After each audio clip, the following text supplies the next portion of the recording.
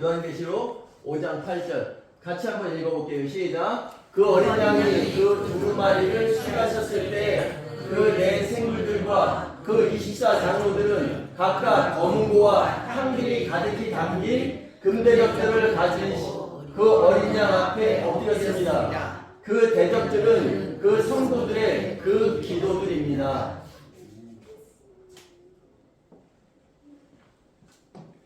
그 어린 양이, 그러니까 7절에서, 이건 지금 8절인데 7절에서 어린 양이 보좌에 앉으신 분께 나아가서 오른손에서 그 두루마리를 취하셨을 때, 그 어린 양이 두루마리를 취하셨을 때 그 네 생물들과 그 24장로들은 각각 검은고와 향들이 가득히 담긴 금대접들을 가지고 그 어린 양 앞에 엎드렸습니다.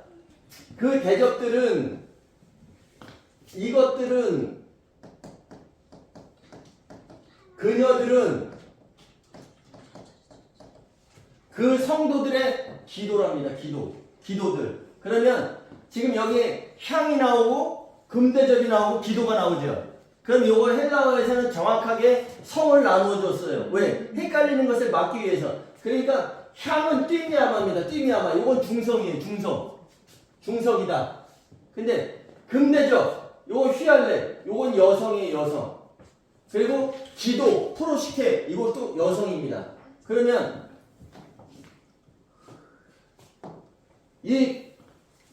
우리 성경에서 보면 이것들은, 그 기도들은, 이 향들은 이렇게 나오지만 실질적으로 대명사는 뭐냐면 이것들은, 근데 더 깊이 들어가면 그녀들은 여성이라는 거, 여성. 그 대접들은, 이 여성, 그녀들은 그 성도들의 그 기도, 프로시케, 여성입니다. 그러면 이걸 보면서 우리가 알아야 될 게, 성도들의 그 기도들은 향이 아니라 바로 대접들이라는 게, 금대접들. 그래서 그 향을 운반하는 그 도구가 바로 기도들이라는 거예요. 성도들의 기도들. 그래서 출애굽기 30장에 우리가 지난번에 살펴봤잖아요. 그 거룩한 향, 여호와께서 맡으시는, 여호와께서 좋아하시는 그 거룩한 향이 뭐냐. 그래서 네 가지 향에다가 한 가지를 더했죠. 그 네 가지 향 기억나세요? 첫째는 수압향. 예, 수압향은 나무에 상처가 나면은 진액이 나와서 그 상처를 덮기 위해서 자기가 그 진액으로 싸매는 거예요. 그 진액이 굳은 것을 빻아서 가루로 만든 것이 바로 수압향입니다. 그 수압향은 우리들의 죄를 덮으시는 예수 그리스도를 의미한다. 그 다음에 나감향이 있었어요. 나감향은 지중해 붉은 조개 껍질에 그 가루를 빻아서 만든 것이다. 그것은 우리를 위해 고난당하신 예수 그리스도를 의미한다. 또 풍자향이 있었죠.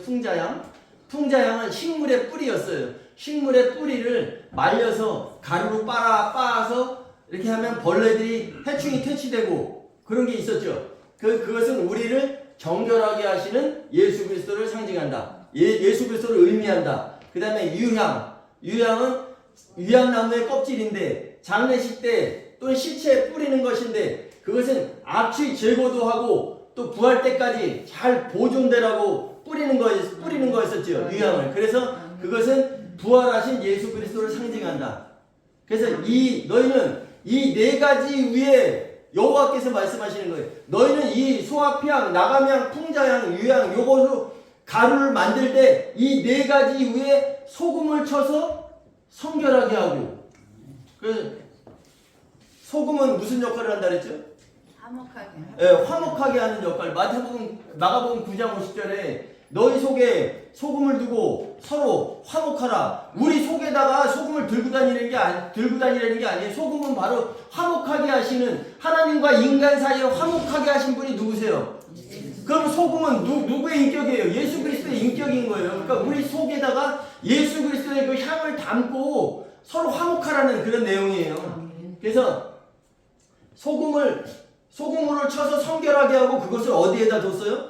회막안 증거기 앞에다 두는 거예요. 바로 휘장 바로 옆에다가. 그러니까 1년에 한 번 대제사장이 지성소로 들어가죠. 근데 이 향은 항상 펴 있어야 돼요. 이 향이 없으면은 사람이 하나님을 만나면 죽잖아요. 그 이 향을 펴놓는 이유가 이 거룩한 향이 예수 그리스도 때문에 우리가 살 길을 얻은 거예요.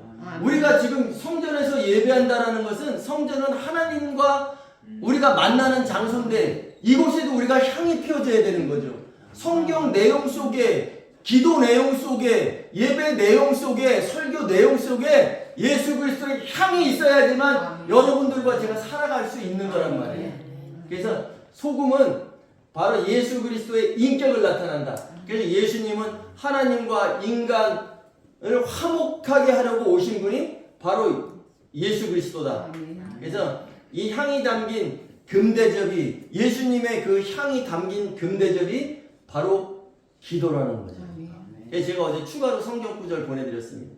출애굽기 30장 37절에 내가 여호와를 위하여 만든 향은 거룩한 것이니 너희를 위하여는 그 방법대로 만들지 말라. 이렇게 말씀하셨어요. 거룩한 향. 그 나무에 진액이 굳어서 그 가루를 빻는데 거기에 무슨 향이 좋은 향이 나겠습니까? 조개 껍질을 빻는데 거기에 무슨 좋은 향이 나겠어요? 또 풍자향 같은 경우는 식물의 뿌리, 이건 아주 지독하고 아주 쓴 거예요. 근데 여기에서 무슨 거룩한 향이 나겠어요? 이 네 가지 위에 소금을 쳐서 성결하게 하라는 것은 우리는 거룩한 존재가 될 수 없었지만 예수 그리스도께서 세상 죄를 없이 하는 그 십자가에서 피를 흘려주셨기 때문에 그 피의 공로를 힘입은 여러분들이 거룩하게 된다는 거죠. 아멘? 그래서 이 향을 너희를 위해서는 만들지 말라. 그러면 이 향이 금대접에 담긴 기도라 그랬는데 그럼 기도는 너희를 위해서 하지 말라라는 내용과 같겠죠? 바로 그거예요. 기도는 너희를 위해서 하는 것이 아니에요. 우리를 위해서 하는 기도가 아니에요. 그래서 제가 지난번에 말씀드렸잖아요. 기도는 만사를 변화시킨다? 착각입니다, 여러분. 많은 사람들이 내가 기도해서 하나님의 뜻은 어제나 오늘이나 영원토록 동일하시다. 그럼 하나님께서 창세기에서 세우신 그 계획이 계시록에서 이루어질 때까지 하나님의 계획은 변함이 없으신 겁니다. 기도는 우리의 삶을 변화시킨다는 것은 내가 하나님의 뜻을 모르고 있을 때는 내 뜻대로 살았어요. 근데 하나님의 뜻을 알고 보니까 성경에 깊이 들어가서 이것을 보니까 앞으로 반드시 속히 될 일을 보니까 하나님께서 창세기에서 이 계획을 세우셨던 것이 예수 그리스도를 통해서 지금 이루어져 가고 있고 앞으로 이루어졌을 때는 마지막엔 이렇게 되겠구나라는 것을 알고 그 뜻에 합당한 기도를 드릴 때 내 삶이 변화되는 겁니다. 내 삶의 목적이 바뀌잖아요. 많은 것을 가지고 많은 것을 누리고 내 노후에 많은 것을 가지고 살아야지라고 하고 있다가 보니까 나의 주인은 예수 그리스도였구나. 나를 사신 분은 바로 예수님이셨구나. 그렇기 때문에 나는 그분이 하는 일이 뭐지? 관심을 가지고 보다 보니까 유월절, 무교절, 초복절을 이루셨고 그분이 가시면서 성령을 보내주셨어요. 성령을 보내주면 너는 위로부터 능력으로 입혀질 때까지 이 성에 머물라 하시고 그러면 성령이 내려오셔서 오순절날이 이름에 사도들이 성령의 충만함을 받아 성령의 말하게 하심을 따라 각기 말하기를 시작하니라. 사도들이 한 덩이의 떡이 됐네요. 그 다음에 베드로가 그날 저녁에 설교하는데 사도행전 2장 41절에 그들의 말을 받아들인 자들은 그날의 제자의 수가 3,000이나 더하더라. 그날 오순절날이 이름에 이제 교회가 탄생했습니다. 그 교회가 탄생해서 지금 성령 세례를 받을 때예요. 내 뒤에 오시는 이는 나보다 능력이 더 많으셔서 나는 그의 신들을 감당하기도 힘들다. 그런데 그는 불과 성령과 불로 세례를 주실 것이다. 그러면 지금 성령 세례를 받지 못하는 자들은 마지막에 가서 불세례 받는다는 그런 말씀이에요. 그러니까 여러분들은 그 불세례 받는 일이 없도록 하셔야 되기 때문에 말씀에 집중하셔야 된다는 말씀이에요. 그래서 우리가 너희를 위해서 이 향들을 만들지 말라. 그 다음에 38절에 중요한 말씀이 나옵니다. 냄새를 맡으려고 이 같은 것을 만드는 모든 자는 백성 중에서 끊어지리라. 우리가 이 향을 만들 때 이 향은 거룩한 것이니 여호와를 위해서 만들어야 되는 거예요. 그러면 이 이 띠미아마 금대접에 가득히 담긴 이 향은 우리의 금대접에 담긴 향이라 했는데 이것이 기도라 했는데 그럼 우리의 기도의 방향이 어떻게 돼야 돼요? 여호와를 위해서 여호와 하나님의 뜻이 이루어지는 이것을 위해서 우리가 기도해야 된다는 거죠. 그래서 예수님께서 가장 먼저 기도하실 때 너희는 이렇게 기도하라. 하늘들에 계신 우리 아버지요. 하나님께서 지금 아버지가 어디 계신지를 먼저 명시해 놓고 시작하십니다. 하늘들에 계신 우리 아버지요. 아버지의 그 이름 여호와의 뜻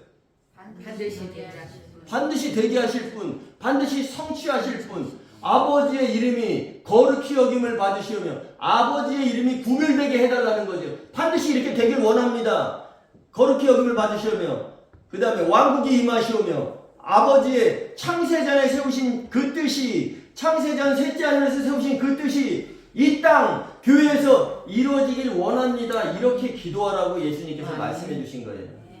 그래서 우리는 착각하고 살면 안 돼요. 착각하시면 안 돼요. 내 기도가 만사를 변화시킨다? 내가 기도하고 간구하면 된다? 라는 것이 아니라 그 기도의 그 금대접에 가득히 담긴 향의 냄새를 풍기면서 냄새를 맡으려고 기도하는 것이 아니라 나를 위해서 기도하는 것이 아니라 하나님의 뜻이 이루어지길 위해서 기도해야 된다는 것이 바로 이 요한계시록 5장 8절의 이 내용이 중요하기 때문에 지난번에 했는데도 또 오늘 한 겁니다. 여러분들 꼭 기억하시기 바랍니다. 그래서 향은 뭐다? 예수님의 냄새다. 예수님의 몸이다. 예. 그는 그 교회 머리시라 말씀하시잖아요. 우리들이 몸을 이루어서 기도해야 된다는 말씀입니다. 자, 9절 보겠습니다. 9절 시작. 그들이 새 노래를 불러 이르되 당신 예? 자, 9절 하겠습니다. 시작. 그들이 새 노래를 불러 이르되 당신은 그 두루마리를 취하시고 그 인공들을 빼시기에 합당하십니다. 당신은 죽임을 당하셨고 자신의 피로 각 지파와 언어와 백성과 민족에서 사람들을 사셔서 그 하나님께 드리셨으며. 아멘. 그들은 누굴까요? 네 생물 천사와 24장로 천사들이 계속 노래하고 있는 장면이에요. 당신 누굴까요? 네. 5장에서 나온 그 일찍이 죽임을 당한 어린 양, 죽임을 당한 어린 양은 그 두루마리, 그 아버지의 오른손에 있던 그 보좌에 앉으신 이의 오른손에 있던 그 두루마리를 취하시고 그것에는 7개의 인봉이 있었죠. 봉인이 돼 있었죠. 인봉들을 떼시기에 합당하십니다. 24장로와 네 생물천사가 지금 이렇게 노래하는 거예요. 당신은 그 두루마리를 취하시고 그 인봉들을 떼시기에 합당하신 분입니다. 라고 하면서 왜냐하면 이유가 나오겠죠. 그죠? 합당하십니다. 왜냐하면 이유, 근거가 나오는 겁니다. 왜냐하면 당신은 죽임을 당하셨고, 언제 죽임을 당하셨어요? 절기로는?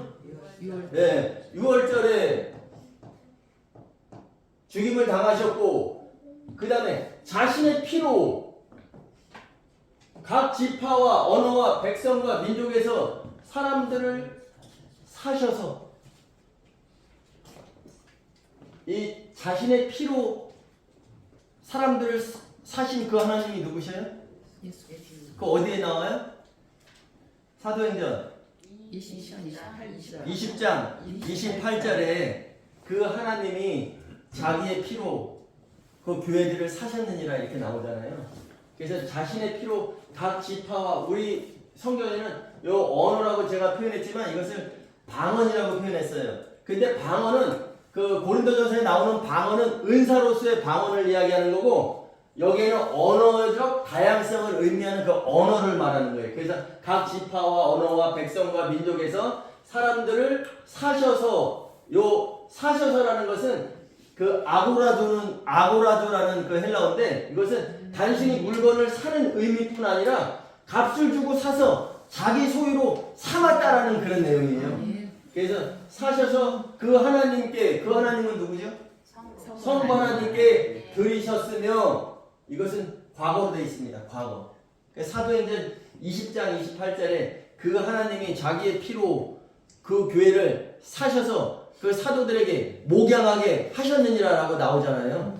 그러니까 피로 사신 하나님 하면은 그 성자 하나님께서 피로 사서 그 하나님 성부 하나님께 들으셨다는 내용이고 그 사도행전 20장 28절에 나온다. 그 다음에 10절 시작. 그들로 우리 그 하나님 앞에서 왕국과 제사장들로 삼으셨기 때문입니다. 그들은 그 땅에서 통치할 것입니다. 아멘. 그들로는 누굴까요? 피로 사신. 네, 피로 사신 만국 백성들로. 그러면 여기에서 만국 백성이 다 이기는 자가 되는 게 아닙니다. 우리 그 하나님 앞에서 왕국과 제사장들로 되는 자들은 바로 이기는 자들을 얘기해요. 이기는 자. 그리스도의 심판대에서 통과하는 자들. 그들로 우리 그 하나님 앞에서 왕국과 제사장들로 삼으셨기 때문에 두루마리를 취하시고 그 은봉들을 떼시기에 합당하십니다. 이거는 미래입니다. 미래. 그래서 삼으셨기 때문입니다. 그들은 그 땅에서 통치할 것입니다. 이기는 자들이 그 하나님의 제사장들이 되어 예수 그리스도와 더불어 통치한다는 내용이 있죠. 이게 바로 지금 내 생물과 24장로 천사들의 노래인 거예요. 그러면 그들은 그 땅에서 통치할 것입니다. 이것은 미래죠. 그 미래가 어디에서 이루어졌나 한번 보겠습니다. 계시록 20장 6절. 이것은 아까 5장에서 그들은 그 땅에서 통치할 것입니다 라고 말씀했지만 계시록 20장 6절 시작. 이 첫째 부활에 참여하는 자들은 복이 있고 거룩하도다. 둘째 사망이 그들에 대해 권세가 없고 도리어 그들이 그 하나님과 그리스도의 제사장들이 되어 1000년 동안 그리스도와 더불어 통치하리라. 이 첫째 부활이라는 것은 부활의 순서를 말하는 게 아니라 그랬죠. 첫째 부활은 제일 좋은 부활. 그래서 부활은 아나스타시스, 다시 일어선다는 내용인데 첫째 부활은 뭐가 붙어요 앞에? 네, 엑스 아나스타시스 그래가지고 특별한 부활. 그래서 제일 좋은 부활이라는 거예요. 그럼 제일 좋은 부활이 뭡니까? 다 부활하는데 그게 아니라 한 번 이 땅을 살아가다가 주님이 오셨을 때 휴거되죠. 그 다음에 여기에서 그리스도의 심판대에서 불 섞인 유리바다로 들어가는 사람이 있고 천년왕국에 들어가는 사람이 있는데 이 천년왕국에 들어가는 사람들을 갖다가 첫째 부활에 참여하는 자들이라는 거예요. 그러니까 계시록 용어로는 2장 26절에 이기는 자, 그죠? 이기는 자를 얘기하는 거예요. 그러니까 제일 좋은 부활에 참여하는 자들은 이 제일 좋은 첫째 부활에 참여하는 자들은 누구예요? 피값으로 사신 백성 중에서 이기는 자들은 복이 있대요. 복 마카리오스, 직선의 복. 그러니까 주님을 만났을 때 주님과 가장 근거리에 있는 복. 그게 직선의 복이에요. 어디를 가는데 여기서 만약에 농협을 가잖아요. 그럼 요 골목으로 바로 가면은 갈 수 있는데 막 저쪽으로 돌아서 면사무소 앞으로 해서 지서 앞으로 해서 막 돌아서 저쪽으로 갈 수 있어요. 근데 그게 아니라 예수님과 가장 근거리에 있는 복, 직선의 복이에요. 이 마카리오스가. 그 히브리어로는 뭐냐면 아시레이의 복이라죠. 아시레이의 복. 그래서 시편 1편 1절에 나오잖아요. 복이 있도다 그 남자, 복이 있도다 그 남편. 복 있는 사람은 이게 아니라 복이 있도다 그 남편. 누구예요? 네, 우리 남편이 누구예요? 예수 그리스도. 그는 한 번도 악인들의 꾀를 쫓지 아니하였고 죄인들의 길에 서지 아니하였고 오만한 자리에 앉지 아니하였으며 그가 하는 모든 일이 형통하리로다. 형통은 사람 간의 형통이 아니라 하나님과의 관계 속에서 형통을 말하는 거예요. 그래서 여기에서 시편 1편 1절에서 얘기하는 그 아시레이의 복이 바로 첫째 부활에 참여하는 자들은 복이 있다. 이게 헬라어에서는 마카리오스의 복을 얘기하는 거예요. 아멘. 첫째 부활에 참여하는 자들은 복이 있고 거룩하도다. 둘째 사망은 뭘까요? 백보자 심판에서. 백보자 심판의 기준은 뭐예요? 생명책에 기록되지 못한 사람들이 불못에 들어가는 거예요. 불못. 둘째 사망이 그들에 대해 권세가 없고, 왜? 첫째 부활에 참여하는 자들은 백보자 심판에서 심판을 받아요? 그럼 뭘로 있어요? 심판관이로 있잖아요. 심판관이로.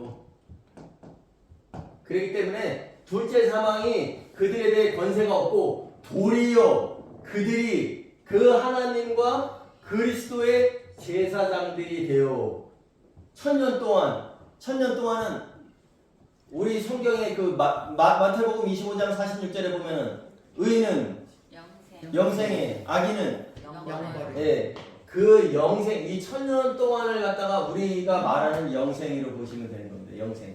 영생하면은 우리가 끝이 없는 세계라고 생각하지만 이 헬라어의 그 영생이라는 그 언어는 아이오니오스예요. 아이오니오스. 여기에 조회가 들어가면 조회는 삶. 그러니까 라이프를 얘기하는 건데 조회 아이오니오스는 한 시대의 삶을 얘기하는 거예요. 주님이 오셨을 때 그 천년왕국의 삶을 얘기하는 거예요. 그래서 의인은 영생에 악인은 영벌에 천년 동안 준비 못한 자는 영벌 불이 섞인 유리바다에 들어가는 것이고 의인은 영생 천년왕국에 들어간다는 그 내용입니다. 그래서 그들은 그리스도와 더불어 통치한다는 거죠. 우리가 왕의 권세를 받고 통치한다는 거예요. 너희는 거룩한 나라요 제사장들이요. 그게 지금이에요? 착각하시면 안 됩니다, 여러분. 여러분들은 지금 제사장이 아니에요. 근데 너희는 거룩한 나라요 제사장이요. 또 성전이래. 너희는 너희가 하나님의 성전인 것과 성령이 너희 안에 거하시는 것을 알지 못하느냐. 고린도전서 3장 16절인가? 3장 6절인가 보면 너희는 복수잖아요. 너희가 복수가 한 신부된 자들이 성전이 되는 거지 너가 아니란 말이에요. 단수가 아니에요. 그 성경을 잘못 이해하면 내가 성전이고 내가 제사장이야. 내가 성전 되는 날은 내가 그 알곡은 절대 떡이 될 수가 없어요. 알곡은 자아가 벗어지고 가루가 됐을 때, 가루가 있을 때 성령의 기름으로 우리가 한 덩이에 뭉쳐졌을 때 떡이 되는 겁니다. 그럼 우리가 성전되는 그날은 언제예요? 하나로 뭉쳐지는 날이겠죠. 이기는 자들이 한 덩어리, 그래서 한 세마포 옷을 입는, 세마포 옷은 단수라 그랬잖아요. 예수님은 한 안에만 취하신다. 분명히. 그렇기 때문에 그것과 또 제사장이 너희는 거룩한 나라요 백성이 제사장이다 그러니까 내가 제사장이 아니라 이 첫째 부활에 참여해야지만 제사장들이 될 수 있는 거예요. 지금 제사장들이 아니란 말이에요. 아멘. 그래서 그때 그리스도와 더불어 통치하는 거죠. 제사장들이 되어 천년 동안 한 시대 동안 예수님과 함께 더불어 통치하리라 이런 말씀이 있습니다. 또 이제 계속 요한이 지금 셋째 하늘에서 보는 거예요. 24장로와 네 생물천사가 노래하는 것을 보고 또 나는, 그러니까 또 지금 계속되는 거죠. 시작. 또 나는 그 보좌와 그 생물들과 그 장로들 주위에 있는 수많은 천사들을 보고 그들의 음성을 들었는데 그들의 수는 만만이요 천천이었습니다. 아멘. 또 나는 그 보좌와 생물들과 장로들 주위에 있는 수많은 천사들을 봤대요. 그러면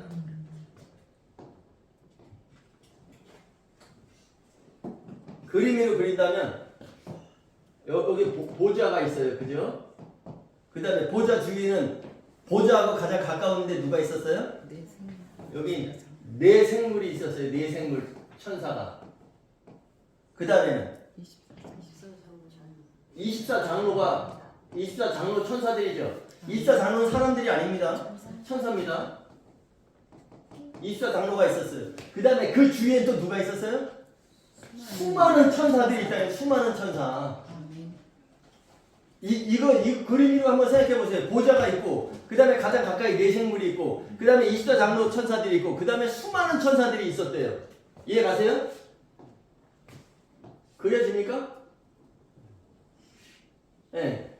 수많은 천사들이 있었는데, 그들의 수는, 그 천사들의 수는 만만이래. 만 곱하기 만은 1억입니다. 1억. 그 다음에 천천이래. 그 천 곱하기 천은 100만을 얘기하는 거예요. 그러니까 수많은 천사들이 있었다는 거예요. 그래서 마태복음 25장 13절에 보면은 인자가 내려오시는 장면이 있어요. 내려오시는 장면이 있는데 인자가 자기 영광으로 모든 천사와 함께 올 때에 자기 영광의 보좌에 앉으리니, 그럼 모든 천사가 몇 명일까요? 1억 100만 영어요. 수백만, 수천의 천사들과 함께 오신다는 얘기예요. 그래서 요한은 이것을 구름으로 본 거잖아요. 구름. 그래서 그가 구름을 타고 오시리라. 이거 요한은 자기가 해석을 할 수가 없어요. 그가 내가 보니까 구름 같으니까 구름이라고 쓴 거지. 아, 너는 지금 있는 일과 장차 될 일과 앞으로 될 일들을 너는 본대로 기록하라 그랬으니까 자기가 봤을 때는 구름처럼 보였으니까 구름으로 쓴 거고, 무적임을 여니까 귀신들이 나왔는데 자기는 귀신이라고 할 수 있어요, 없어요? 자, 연기 같은 것이 나오니까 그냥 연기 같은 것이 나오더라라고 말하는 거예요. 그래서 구름을 타고 오시리라. 우리가 사람들이 많이 모여 있는 것을 뭐라 그래요? 인산인해를 이뤘다 그랬는데 사람들이 구름대처럼 모여들어서 라고 하는 게 이 내용으로 생각하시면 되겠어요. 근데 이 내용이 구름을 타고 오신다. 인자가 함께 자기 영광의 보좌에 앉을 때, 자기 영광의 보좌가 어디예요? 인자가 모든 천사들을 이끌어 자기 영광의 보좌에 앉을 때 자기의 영광의 보좌가 어디예요? 그리스도의 심판대를. 예, 인자가 모든 천사들과 함께 자기 영광의 보좌에, 영광이라는 것은 제가 말씀드렸잖아요. 아까 감추인 것이 드러나는 거예요. 비밀이 드러나는 것이 영광이에요. 그 인자가 모든 천사들과 함께 자기 영광의 보좌에 앉으리니 그때 수많은 천사들과 함께 오겠지요. 이거 창세기 9장에서도 이 말씀이 나와요. 인자가 자기 영광에 앉는 장면이라고까지는 보긴 뭐하지만 인자가 분명히 그렇게 심판하실 것이라는 것이 창세기 9장에 나옵니다. 창세기 9장 13절에 보면은 제가 읽어드릴게요. 집에 가서 한번 찾아보세요. 내가 내 무지개를 구름 속에 두었나니, 이것은 완료형입니다. 완료. 그러니까 내가 앞으로 내 무지개를 구름 속에 둘 것이 아니라 내가 내 무지개를 구름 속에 두었나니, 완료. 이것이 나와, 우리 성경에는 세상이라고 되어 있어요. 세상이 아니라 그 땅. 무한태초에 삼위 하나님께서 그 하늘들과 그 땅을 창조하시니라. 그 땅. 이것이 나와. 내가 무지개를 구름 속에 두었어. 완료형인데 이것이 나와, 그 무지개를 구름 속에 둔 것이, 이것이 나와 세상 사이에, 그 땅 사이에, 내가 창조한 그 땅 사이에 언약의 신혼이라 이렇게 나옵니다. 그 언약의 증거니라 이렇게 나오죠. 우리 성경에는 증거가 아니라 여기는 신호, 오트, 이것은 신호를 얘기하는 거예요. 신호. 그리고 무지개, 그러니까 내가 내 무지개를 구름 속에 두었어. 근데 이것이 나와 그 땅 사이에 언약의 신호야. 그러면 우리는 무지개를 볼 때마다 뭘 생각해야 돼요? 하나님의 언약의 신호. 그러니까 하나님께서는 노아와 약속을 하시죠. 이건 이제 무지개 언약이라고 많이들 하는데, 무지개 언약이 뭐냐면 내가 다시는 홍수로 멸하는 일이 없을 거야 라고 얘기했다 해서 무지개를 평화의 상징으로 봅니다. 근데 그건 잘못된 해석이에요. 왜? 창세기 9장 13절에 분명히 말씀하셨어요. 내가 무지개를 구름 속에 두었나니, 이미 뒀다. 완료형. 이것이 나와 그 땅 사이의 언약의 신호다. 그 무지개가 뭐냐면, 무지개가 캐세트 이래가지고 활이에요, 활. 그러면 활이, 하나님이 전쟁 활을 하늘에다 걸어두셨다는 거예요. 그러면 너희는 무지개를 볼 때마다 무슨 생각을 해야 돼요? 아, 여호와 하나님이 물로 앞으로 심판하지 않으신다 그랬는데, 그럼 심판이 아예 없다는 것이 아니라 물 심판은 없지만 앞으로는 불 심판이 있겠구나. 그 무지개를 딱 보는 순간에 우리가 그 언약의 신호를 봐야 되는 거예요. 그래서 무지개를 볼 때마다 물로 심판하지 않으시겠다는 것을 알지만, 물로는 심판 안 하지만 앞으로는 불로 심판하실 것이다라는 것을 우리가 기억해야 된다는 거죠. 아멘. 그리고 그 13절에는 그렇게 나오고 14절에는 이 중요한 단어가 나와요. 내가 구름으로 땅을 온전히 덮게 할 것이고, 이게 그 히브리어에서 가장 중요한 바브 플러스 완료형이라 그랬죠. 바브 플러스 완료형이 쓰이면 그 말하는 이의 강력 의지다. 그러면 내가 구름으로 땅을 온전히 덮게 할 것이고, 이거 바브 플러스 완료형입니다. 이 말씀 뒤에 바브 플러스 완료형이 쓰여져 있어요. 그 다음에 그 무지개가 그 구름 속에서 보이게 하리라. 이것도 바브 플러스 완료형입니다. 그러면 내가 구름으로 땅을 온전히 덮게 할 것이고 이 땅이 아니겠지요. 교회들이 심판받는 거겠죠. 내가 구름으로 그 천사들로 땅을 온전히 덮게 할 것이고 그 무지개가 그 구름 속에서 보이게 하리라.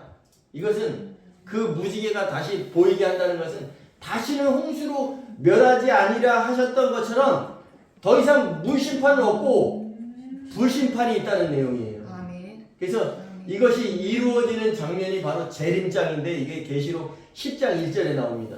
신생 천사가 셋째 하늘에서 내려오는데 그 머리 위에는 무지개가 있고 그 얼굴은 해와 같고 그러면 영으로 부활하신 예수 그리스도의 모습이죠. 그 발들에는 불기둥 같으며 이게 바로 불로 심판하시는 내용이에요. 예수님께서 영의 몸을 입고 부활하신 그 영의 몸을 입고 셋째 하늘에서 다시 내려오실 때는 반드시 불심판이 있다는 것을 여러분들이 꼭 마음속에 새겨두셔야 된다는 거예요. 창세기부터 이미 언약의 신호를 줄 것이다라고 말씀하셨잖아요. 그럼 우리는 앞으로 무지개를 보면 어떤 생각을 해야 돼요? 불심판.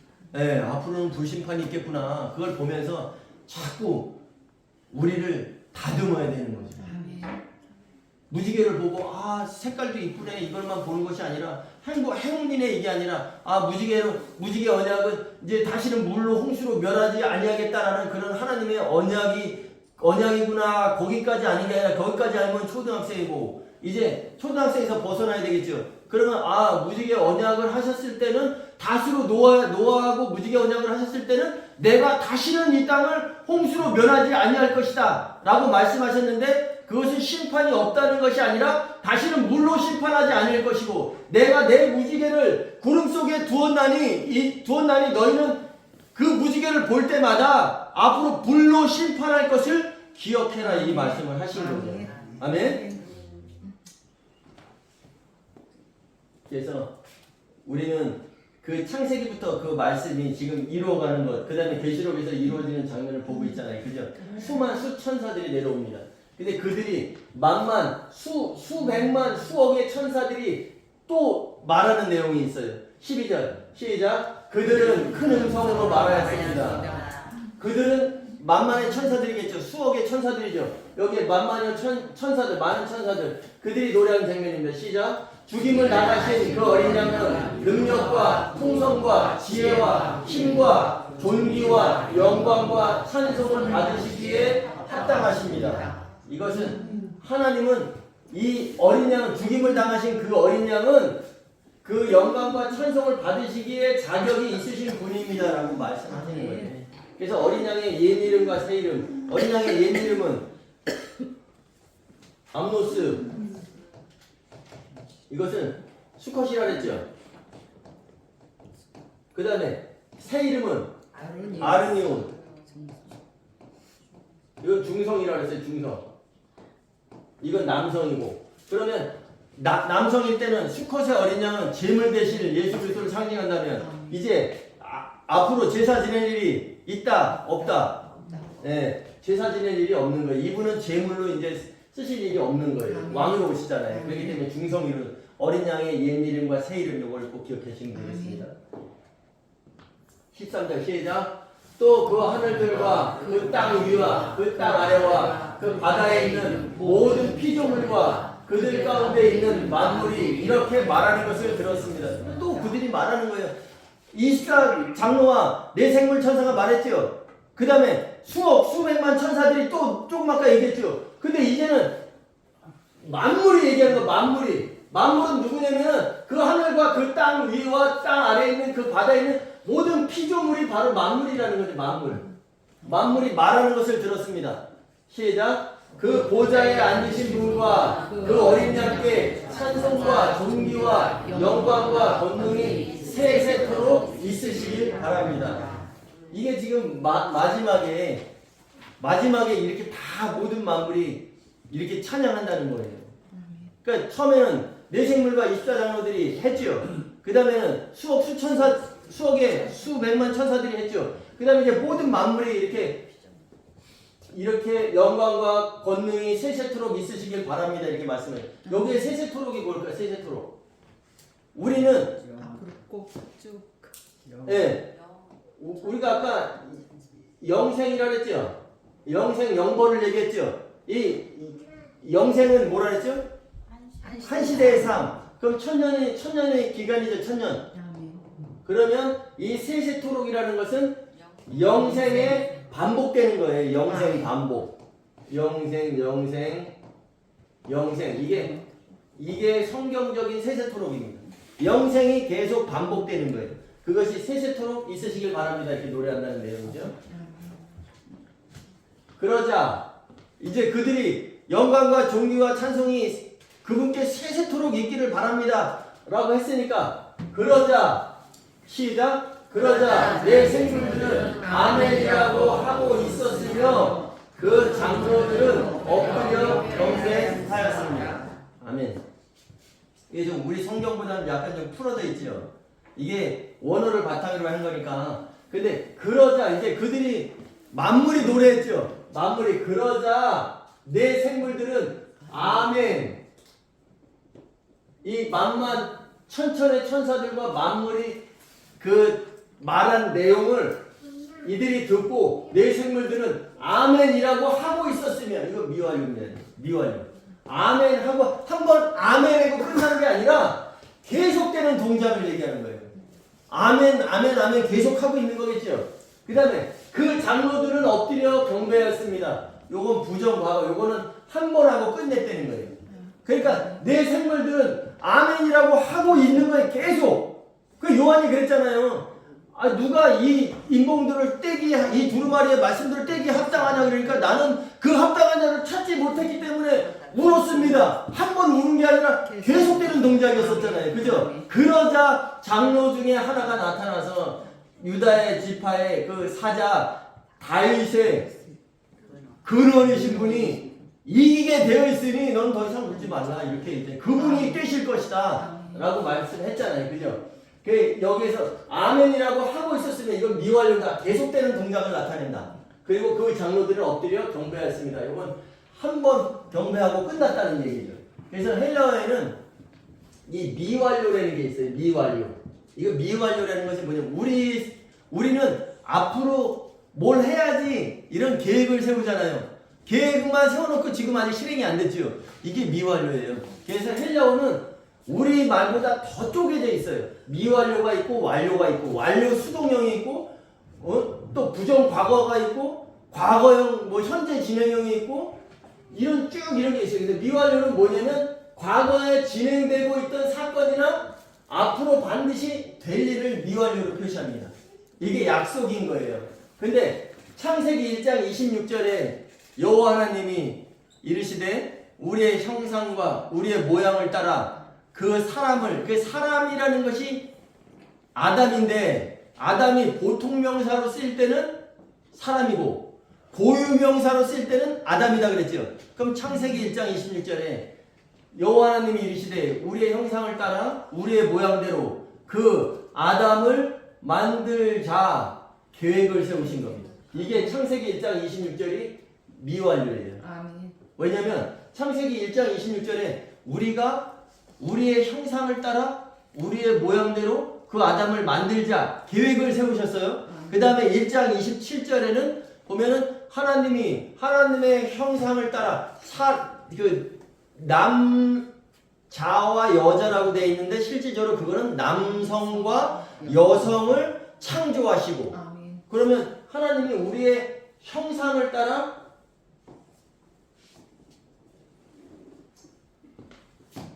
창세기 1장 26절에는 하나님이 이르시되 우리의 형상과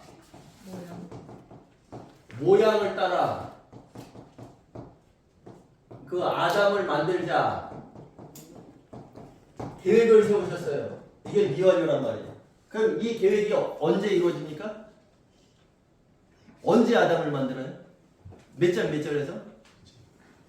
창세기 2장 7절에 가서 여호와 하나님이 그 땅에 에덴 동산의 그 땅에 황무한 그 흙의 티끌로 아담을 지으시고 생명의 영 메샤마를 불어넣으시니 그 아담이 산혼 네페시가 되니라 라고 말씀하시잖아요. 창세기 1장 26절과 2장 7절에서 여기서는 계획을 세워놓으시고 여기서는 직접 만드셨어요. 그런데 창세기 1장 26절에서 바로 이런 사람을 만들 고라고 되어 있으니까 다 만들어진 것처럼 보이지만 실제적으로 27절의 사람들은 창세기 1장 27절의 사람들은 이 하나님께서 계획하신 이것이 아니라 남성과 수컷, 남성과 여성. 그래서 수컷과 암컷을 만드신 후에 생육하고 번성하려면 암컷과 수컷이 함께 있어야 되는 겁니다.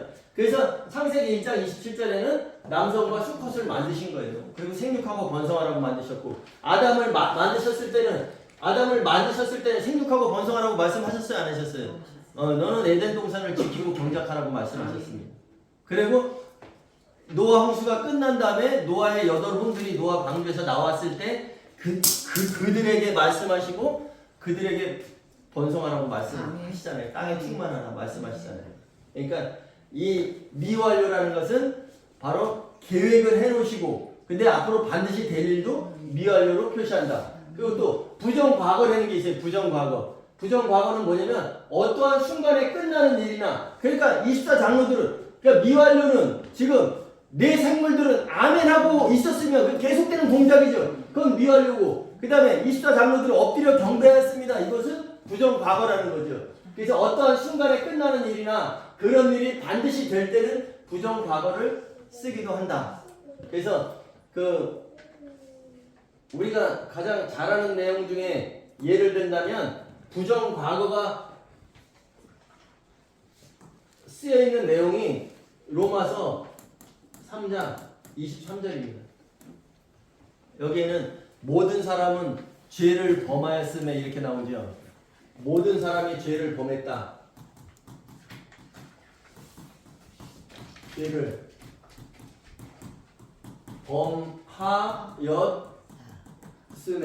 이렇게 나옵니다. 로마서 3장 23절에 모든 사람이 죄를 범하였음에 이래서 이제 이것을 착각하는 게 뭐냐면 아담의 죄가 우리까지 전가됐다. 이렇게 생각을 하죠. 근데 이거 원어에 보면은 이게 부정과거입니다. 이 아우리스트라는 그 시제를 쓰는데 어느 순간에 그래서 그 원어에 보면은 모든 사람은 죄를 범할 수 밖에 없음에 모든 사람은 죄를 범할 수밖에 없음에 이게 로마서 3장 23절의 내용입니다. 그러니까 우리는 아담과 같이 항상 죄를 범할 수밖에 없는 처지에 놓여 있다는 거예요. 그렇기 때문에 주님께서 지우개를 주셨잖아요. 요한일서 1장 9절에 너희가 너희 죄를 자백하면 인정하면 고백하는 그는 믿고 오르우사 우리를 모든 불의에서 깨끗게 하실 것이요 너희가 만일 죄 없다 하면 하나님을 거짓말하는 이로 만드는 것이니. 그러니까 우리는 죄를 범할 수밖에 없는 상황에 놓여 있어요. 그렇지만 그 죄를 범할 수밖에 없는 상황에 우리가 놓여 있다면 그 상황에 계속 놓여 있다면 우리는 거룩하고 흠없는 자가 될 수 있어요, 없어요? 그러니까 예수님께서 우리의 죄를 지고 가서 그 십자가에서 던져버리셨잖아요. 없이 해주셨잖아요. 그 피값으로 교회를 사셨고 그 피를 힘입은 여러분들이 바로 예수 그리스도의 그 믿음, 예수 그리스도께서 이루어놓으신 그 의를 받아들임으로써 우리가 의인이 될 수 있다는 거죠. 그분의 신부가 된다는 그 내용이에요. 그래서 오늘 정리하겠습니다. 오늘 계시록 5장까지는 인을 떼실 어린 양과 그 보좌에 앉으신 분께 경배하고 찬송하는 내용이었어요. 그런데 이제 다음 주부터는 6장부터는 실제적으로 인을 떼기에 합당하신 그 어린 양이 이제 인을 하나하나씩 떼시겠지요. 그러면 흰 말이 나오고 붉은 말이 나오고 뭐 청황색 말이 나오고 초록색 말이 나오잖아요. 그거에 대해서 그 다음 주부터는 보겠습니다. 그래서 요한계시록은 상징이다 아니다. 예, 상징이 아니다. 왜냐하면 새 예루살렘도 정확하게 측량해 주셨고, 그죠? 그 다음에 모든 것이 다 정확하게 지금 표현되고 있어요. 그래서 계시는 어떤 해석이 필요한 것이 아니라 있는 그대로 보면 된다. 그러니까 다음 주 내용 중에서 흰말 탄자가 6장에서 나오는데 흰말 탄자를 많은 사람들이 적그리스도로 보고 있습니다. 근데 적그리스도로 보는 이유가 그가 왕관을 썼다라고 하지만 실질적으로 흰말 탄자는 왕관을 쓰진 않았어요. 그 스테파노스를 쓰고 있는 거예요. 그래서 그 원어에 보면 스테파노스입니다. 그게. 그러면 적그리스도는 왕관은 쓰지만 스테파노스를 쓴 적이 한 번도 없어요. 그리고 흰말 탄자가 이기면서 나아갔고 또 이기려고 하더라. 그러니까 예수님은 이미 사망 권세를 이기셨어요. 그리고 마지막에 가면 결론에는 이기게 돼 있으시잖아요. 그래서 너희는 유다 지파의 사자 곧 다윗의 근원이 이기셨으니가 아니라 이기게 되어 있으니, 그 말씀 지난주에 봤죠? 그러니까 항상 계시록을 볼 때는 상징이 아니라 그대로 보면 된다. 그렇게 생각하시면 되고요. 그 다음에 한간에 이런 말씀들이 있어요. 계시록을 보면 큰일 난다. 계시록을 보면 큰일 난다. 그래서 계시록을 여태까지 안 하시는 분들이 많아요. 근데 요한을 통해서 그 노예들에게 보이시려고 반드시 속히 될 일을 보여주신 겁니다. 그 표적은 뭐라 했어요? 하나님이 살아가시는 대상들에게 보여주시는 것이라고 했지요. 그러니까 다니엘서에서는 이 말씀들을 봉함하라. 그것은 그림자예요. 때가 찰 때까지 봉함하라고 말씀하셨습니다. 왜? 온전한 것이 올 때까지예요. 때가 찬다는 것은 온전한 곳, 바로 예언의 말씀들, 요한계시록의 내용, 온전한 것, 중성, 이것이 올 때까지 봉함하라고 하셨고, 계시록은 너는 이 예언의 말씀들을 임봉하지 말라. 때가 가까우니라. 그럼 다니엘서가 그림자라면 실체는 바로 요한계시록인 겁니다. 아멘. 그래서 계시록을 보면 큰일 나는 것이 아니라 안 보면 큰일 나는 것이에요. 그래서 반드시 속히 될 일을 성도들에게 주신 내용이에요. 주신 이유는 뭐다? 준비하라고 주신 거다. 그래서 제가 아는 분이 이렇게 이야기를 하다가 이제 북한에서 오신 분인데, 이렇게 대화를 하다 보면 북한 말은 이게 억양이 좀 셉니다. 그래서 우리가 하나님의 은혜입니다. 그러면 그분은 뭐예요? 은혜. 하나님의 은혜래. 그러면 은혜에다가 이 은혜인데 여기에 은혜가 붙으면 여러분들 어느 게 더 무거워 보여요? 이거 하나 더 붙어서 무겁잖아요. 우리는 이 은혜를 헛되게 하면 안 되는 거예요. 그래서 우리는 은혜입니다 라고 해야 되는 거예요. 하나님의 은혜입니다. 모든 것이 은혜예요. 은혜가 뭔지 아세요? 내가 무지개를 구름 속에 두었나니 구름은 자. 우리는 이 은혜를 날마다 생각하면서 살아야 된다는 거죠. 맹인이라는 것을 어저께 맹인이 뭘까? 앞을 보지 못하는 사람이구나. 그런데 맹인은 실질적으로 시각 장애인을 얘기하는 게 아니에요. 여러분들, 예수님께서 시각 장애인을 맹인으로 얘기하셨다면 맹인이 맹인을 인도하면 둘 다 구덩이에 빠질 것이요. 맹인은 멀리 보지 못하는 사람을 얘기합니다. 이 세상의 삶에만 집착하면서 살아가는 사람. 바로 내 앞의 일들, 나에게 주어지는 일들만 생각하는 사람들이 맹인인 거예요. 다시 오실 그리스도께서 왜 오시는지, 그 다음에 펼쳐질 그 삶을 바라보지 못하는 사람이, 멀리 보지 못하는 사람이 맹인인 거예요. 아멘. 그래서 맹인이 맹인을 인도하면 둘 다 구덩이에 빠진다는 것은 다시 오실 그 예수 그리스도가 오시는 그 은혜. 여러분들, 은혜요 앞으로. 네. 은혜, 그죠? 그 은혜를 기억하는 자들만 구덩이에 빠지지 않는다는 사실을 여러분들이 꼭 기억하셔야 돼요. 아멘. 네. 웃으라고 하는 말 속에서도 여기에 깊은 교훈이 있어요. 우리는 그날에 함께 그 은혜의 자리에 들어가시는 여러분들 다 되시기 바랍니다. 아멘. 아멘.